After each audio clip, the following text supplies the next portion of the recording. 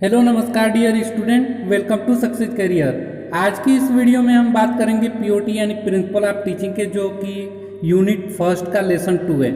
तो इस टॉपिक में हमारा ओरिएंटेशन से रहेगा। ओरिएंटेशन में हम क्या क्या जानेंगे, डीजीईटी यानी कि डीजीईटी क्या है, इसकी स्थापना कब हुई, ठीक है, और इसकी स्कीम क्या है डीजीईटी का, इसके ट्रेनिंग की स्कीम क्या है, ठीक है, इस ट्रेनिंग के एम क्या है, vocational training scheme in India कौन कौन सी आई, सीटीएस क्या होता है, अप्रेंटिसशिप एक्ट, ट्रेनिंग एक्ट कब बना, कैसे लागू हुआ, और हम पढ़ेंगे सीआईटीएस के बारे में यानी कि क्राफ्ट इंस्ट्रक्टर ट्रेनिंग के बारे में। तो वीडियो को अंत तक बने रहिएगा। अगर सेशन पसंद आए तो प्लीज़ लाइक कर दीजिएगा और मेरे चैनल पर नए होंगे तो प्लीज़ सब्सक्राइब भी करिएगा।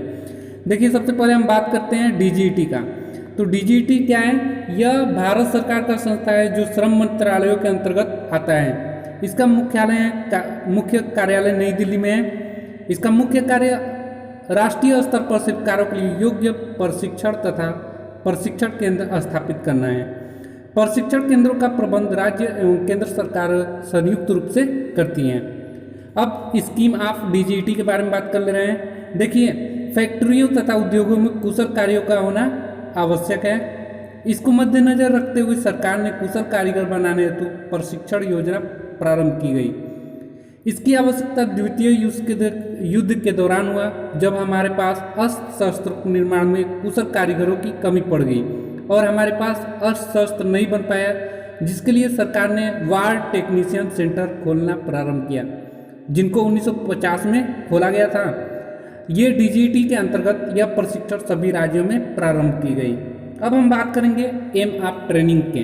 तो एम ऑफ ट्रेनिंग में क्या होता है, देखिए, डीजीईटी क्यों बनाया गया, विभिन्न व्यवसाय के लिए कुशल कारीगरों को तैयार करना है। जैसे अगर मान लीजिए आप आईटीआई कर रहे हैं या सीटीआई कर रहे हैं, सीआईटीएस कर रहे हैं, तो क्या होगा, आप देखे होंगे आपके कॉलेज में विभिन्न व्यवसाय होंगे, ट्रेड होंगे, जैसे कि electrician, fitter, Turner, welder, machinist, ये सारी ट्रेड हैं जो कि इसमें कुशल कारीगर को तैयार करता है। इसके एम यही है, कारीगरों को योजनाबद्ध प्रशिक्षण देकर औद्योगिक क्षेत्रों की मांग को पूरा करता है, फिर उसको बेरोजगारी से दूर रखता है, सभी को रोजगार के अवसर प्रदान करने हेतु बेरोजगारी दूर करता है। फिर द्वितीय विश्व में अपंग विकलांग सैनिकों के, शहीदों के परिवारों को रोजगार प्रदान करने के लिए प्रशिक्षित किया गया, यानी कि उन्हें सिखाया गया। अब हम बात करेंगे evolution of vocational training scheme in India, यानी कि कौन कौन से स्कीम आई वोकेशनल ट्रेनिंग से रिलेटेड। सबसे पहले आया 1941 में वार टेक्नीशियन स्कीम, फिर दूसरा आया training scheme for ex serviceman 1945 में आया, फिर 1948 में आया ट्रेनिंग स्कीम फॉर क्राफ्टमैन, फिर आया आपका 1958 में evening class for industry worker, फिर आया 1959 में national apprenticeship scheme voluntary now discontinue. 1961 में अप्रेंटिसशिप एक्ट आया 1961, पास बाई पार्लियामेंट के द्वारा पास किया गया। फिर 1963 में implementation of the act apprenticeship 1963, central staff training and research institute.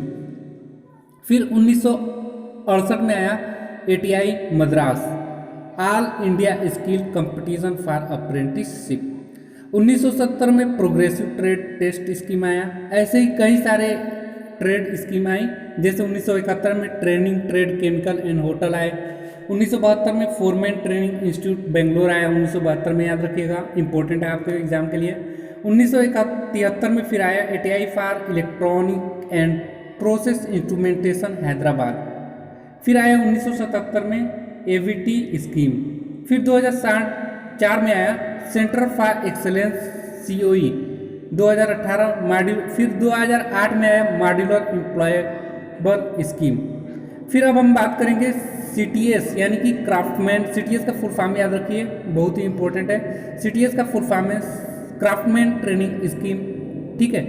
Craftsman training scheme क्या होता है, इस योजना को चलाने के लिए भारत सरकार ने सभी राज्यों में औद्योगिक प्रशिक्षण संस्थान खोले, जिनमें विभिन्न व्यवसायों को प्रशिक्षण की सुविधा उपलब्ध कराई गई। आज़ादी के बाद लघु उद्योगों को बढ़ावा देने के लिए उद्देश्य से क्राफ्टमैन की अधिकता आवश्यकता हुई। उससे उद्देश्य को पूर्ति करने के लिए 1950 के आसपास टेक्निकल ट्रेनिंग स्कीम खोला गया।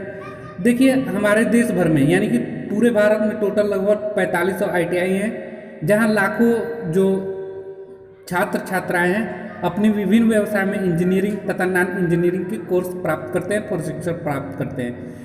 व्यवसायों की शैक्षणिक योग्यता देखिए 8वीं से लेकर 12वीं तक होती है, जैसे जैसे ट्रेड होगा उसके हिसाब से रहता है। इनमें कुछ व्यवसाय 1 वर्षीय भी होती है, कुछ जो व्यवसाय हैं 2 वर्षीय भी होती हैं।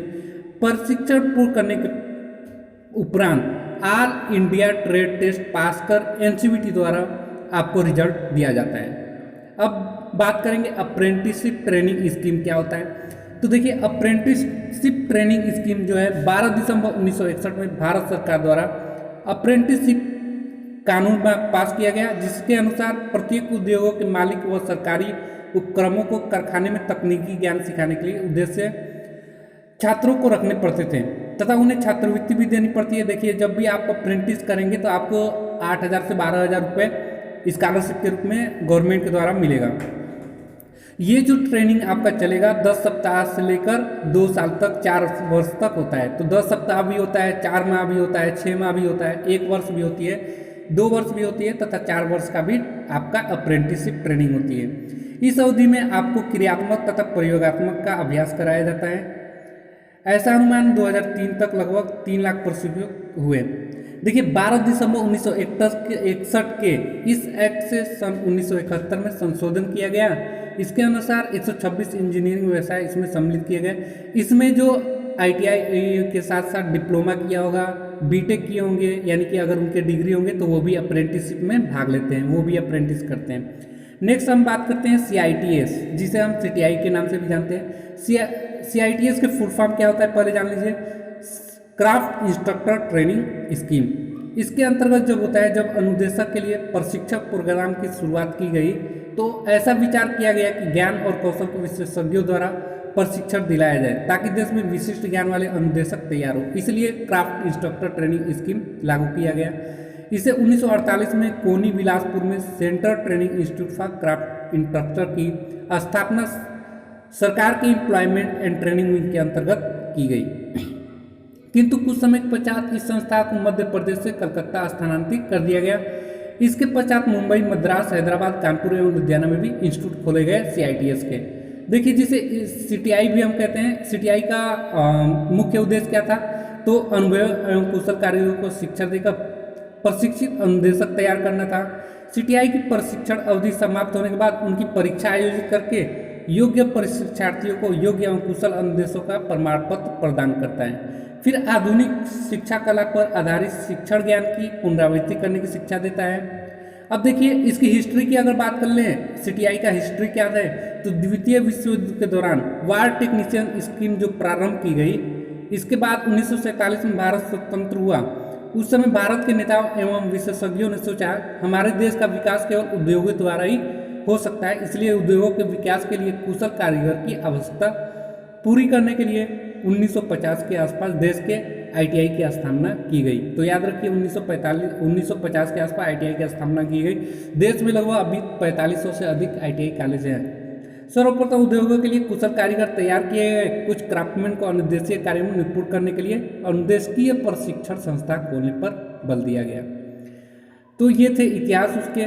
क्वालिटी एवं क्वांटिटी दोनों का स्तर बढ़ाने के लिए हमारे CTI और ITI कॉलेज खोले गए। तो इस प्रकार सन 1959 में शिक्षु कानून बन गया, जो अप्रेंटिसशिप एक्ट 1961 के नाम से जाने लगा। तो अप्रेंटिसशिप एक्ट कब लागू हुआ, याद रखिएगा 1961 में लागू हुआ। सन 1961 में कलकत्ता, मुंबई, चेन्नई, कानपुर, लुधियाना तथा हैदराबाद में CTI खोले गए। तो कब खोले गए, कलकत्ता, मुंबई, चेन्नई, कानपुर में, ये भी याद रखिए 1961 में खोले गए CTI कॉलेज। सन 1963 में केवल महिलाओं के लिए CTI for women Curzon road Delhi में खोला गया। सन 1968 में 16 ITI में AVTS स्कीम लागू की गई। तो इस प्रकार हमने इस वीडियो में आपको यूनिट 1 के लेसन 2 को कराया, जो ओरिएंटेशन से सारे फैक्ट मैंने इंपॉर्टेंट डिस्कस कर दिया। आप अगर नोट बना रहे होंगे तो एक एक फैक्ट नोट करते चलिए। अगले वीडियो में हम यूनिट 1 के लेसन 3 में मिलेंगे। तो अगर ये वीडियो आपको पसंद आया होगा तो प्लीज़ लाइक करिए, शेयर करिए, और अभी तक चैनल को सब्सक्राइब नहीं किया है तो प्लीज़ सब्सक्राइब करिए। ऐसे ही वीडियो मैं आपको लिए लाता रहूँगा। Okay, thanks for watching this videos. Tata, bye bye.